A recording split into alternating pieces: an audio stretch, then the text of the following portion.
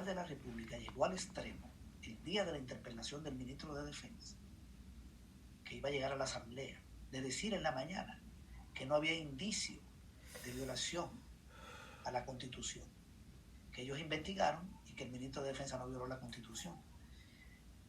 El fiscal, cuando todo el mundo sabe que el ministro de Defensa ordenó a las tropas entrar a la Asamblea Legislativa, forzar el portón y acompañar una ocupación de la Asamblea, ordenada por el presidente de la República.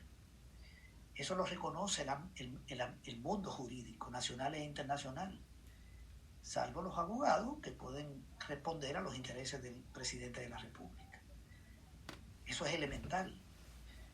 Adelantar esa opinión el día de la interpelación expresa para quien trabaja el fiscal. Entonces yo en lo personal no espero nada del fiscal. Yo no tengo ninguna ilusión con esta figura que tenemos ahí. Él está respondiendo a intereses nacionales de grupos de poder y creo que responde a intereses extranjeros, de una potencia fuerte, de una poderosa embajada. Y está en función de respaldar el proyecto de Bukele, que tiene el apoyo de los militares y de la embajada.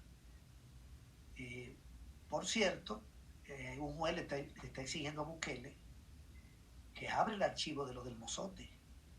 Lo están emplazando porque hay una decisión de que tiene que abrirlo y se está resistiendo. El fiscal no dice nada. Bukele hizo propaganda con el nombre de Monterrosa, dijo la placa de Monterrosa la quito de aquí, pero ahora que tiene que abrir los archivos no lo hace. Ahí quedó. Y no lo va a hacer porque él necesita a los militares para su gobierno violador de la Constitución y de todo el marco legal. Bukele está amparado en el poder militar y en el poder de una potencia imperialista. Eso es lo que lo sostiene. Y por eso viola la ley, por eso no presenta informe.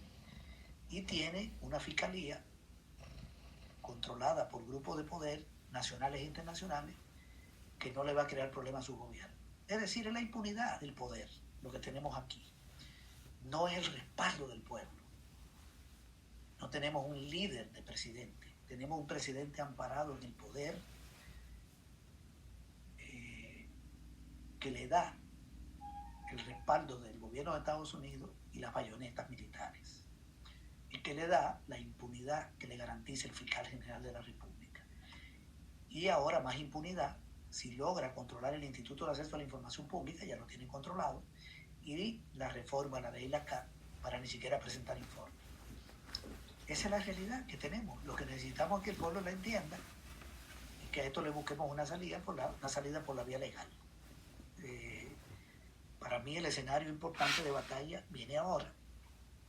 Deben venir las protestas, el pueblo tiene que reclamar, tiene que pedir acceso a la información, tiene que exigir crédito a la microempresa, tiene que exigir mejoría de los ingresos, la población laboral y se tiene que exigir acceso a la información y tomar decisiones de cara a las elecciones del 21. Entonces aquí lo que estamos es una campaña electoral adelantada por el presidente de la República, que enrola a todo el mundo en esto, ¿verdad? Pero bueno, vamos a ver cómo salimos. Yo espero que el pueblo pueda recuperarse de los reveses sufridos en el 2018 y en el 2019. Bueno, en vivo y en directo, sí, a todos ustedes decirles que el economista, analista y todos estos títulos importantísimos está en la República de El Salvador, porque nos acaban de preguntar que por dónde andaba. Se encuentra en el territorio salvadoreño. Y aquí estamos transmitiendo en directo y en vivo en su radio, la radio suya de toda esa diáspora, la Farabundo Martí Internacional. Francisco anda por aquí también. Adelante, Francisco. Gracias, Pablito. Aquí desde el norte de California para Radio Farabundo Martí Internacional. Un saludo, César. Siempre, pues, esas brillantes cátedras de los días jueves. Gracias. Muchas gracias, Francisco. Un saludo. Sí, gracias. Pues esto me hizo recordar en la década de los 80 que teníamos censura y guerra psicológica. Lo que acabas de describir con los periodistas, ese jueguito que tiene Bukele de obtener el control de los medios, quiere establecer censura, y por otra parte con lo de Funes y el compañero Sigfrido Reyes, una tremenda guerra psicológica, así como en la década de los 80, que pasaba la avioneta y tiraba unas cuartillas, miles y miles de cuartillas que tiraban a toda la población, y cuando uno leía esas cuartillas era para golpear la moral de la militancia, la moral del pueblo, pero el pueblo nunca les creyó. Siempre decían esas cuartillas de que miren ustedes están sacrificando y ellos están allá en Managua en grandes hoteles celebrando, comiendo los 3 días. Eso era lo que decían los militares con estos volanteos masivos que hacían.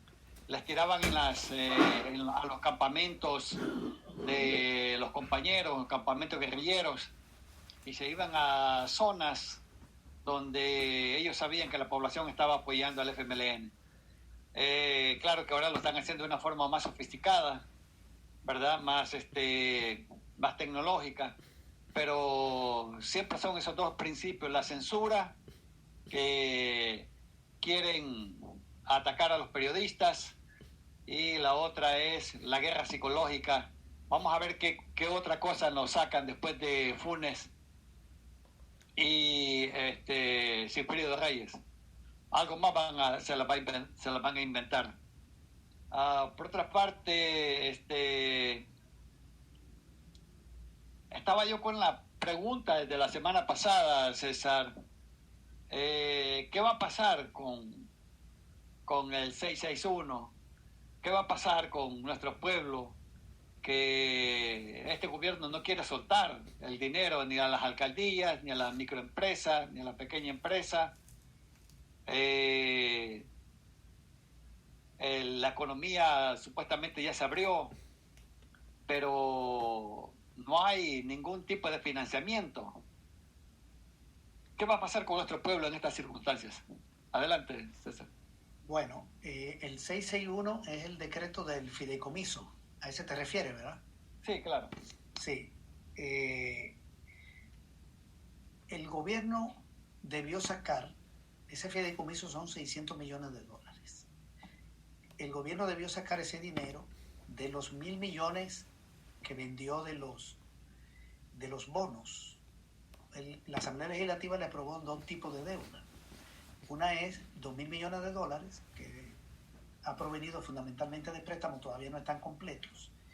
Y la otra es los bonos que vendió, que son los otros 1.000 millones. Bien, de esos 1.000 millones debió sacar 600 para el llamado fideicomiso. Pero agarró 485 para pagar letras del Tesoro. Por lo tanto, ya no le quedan 600, sino que le quedan 515. Y todo parece indicar que también ha agarrado una parte de ese dinero para canastas de alimentos. No tenemos el monto especificado todavía. Entonces han descompletado el dinero del fideicomiso, lo cual no quiere decir que no disponga de un dinero ahí, de esa parte, para hacer lo que dice el fideicomiso.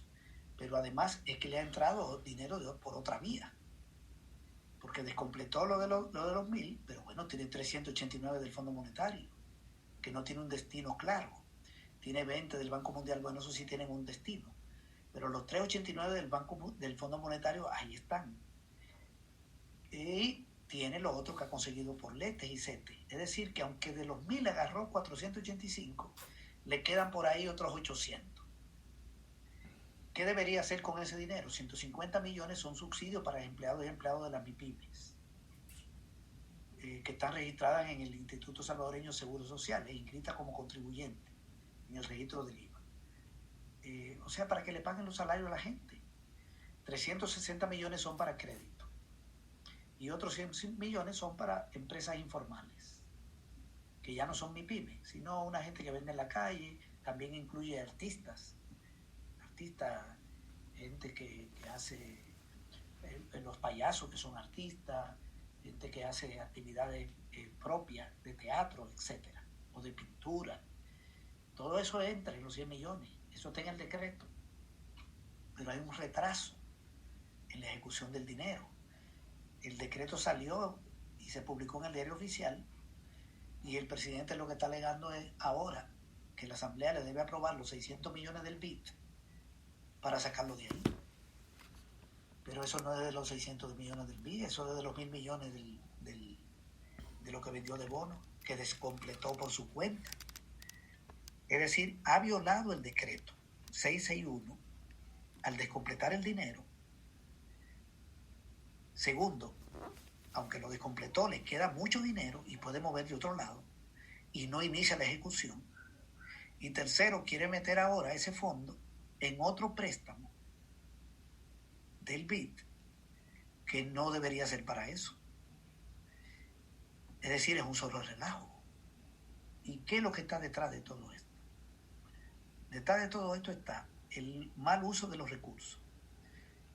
Y segundo, el interés permanente de hacerle creer al país que la Asamblea traba los recursos. Entonces la Asamblea le aprueba y él desvía recursos, no ejecuta y quiere que le aprueben de otro lado. Eso se parece como al préstamo de la seguridad pública. En diciembre le aprueban 91 millones para la fase 2 del plan de seguridad. No lo consigue. En enero presenta requerimiento de 109 millones para la fase 3. ¿A quién se le ocurre pedir 109 millones para la fase 3 si no ha conseguido los 91 de la fase 2? A Bukele. Yo no sé si en el planeta Tierra hay otra persona que se le ocurra. En este planeta, que es habitado por 7.500 millones de habitantes. Si usted no ha conseguido los 91 de la fase 2, ¿para qué pide 109 de la fase 3? Yo creo que todo el mundo sabe que la fase 3 va después de la fase 2. Entonces, ejecute la 2, inicie la ejecución de la 2. Cuando vaya por mitad de la 2, pida dinero para la fase 3. ¿Cuál era el objetivo? Acusar a la Asamblea de que le trababa los recursos para dar un golpe de Estado. Pues resulta que estamos en septiembre, hoy es 3, ¿verdad? Y él no ha conseguido ni los 91 de la fase 2. Y ya se olvidó de los 109 de la fase 3. Esa es la realidad con la que estamos trabajando, es el interés político de la confrontación. Esto es lo que tiene que entender bien la población. Que el presidente concluyó que a él le conviene pelear con la Asamblea. A él le dijeron, usted es un hombre popular y la Asamblea no es popular. Pelee con la Asamblea que a usted le va bien. Y vive peleando con la Asamblea. La Asamblea le ha aprobado 91 decretos y él ha vetado 25. En la emergencia, estoy hablando de 91 decretos en la emergencia, él ha vetado 25. Ya antes había vetado 13. O sea que ha vetado 25 más 13, 38. Antes de la pandemia había vetado 13.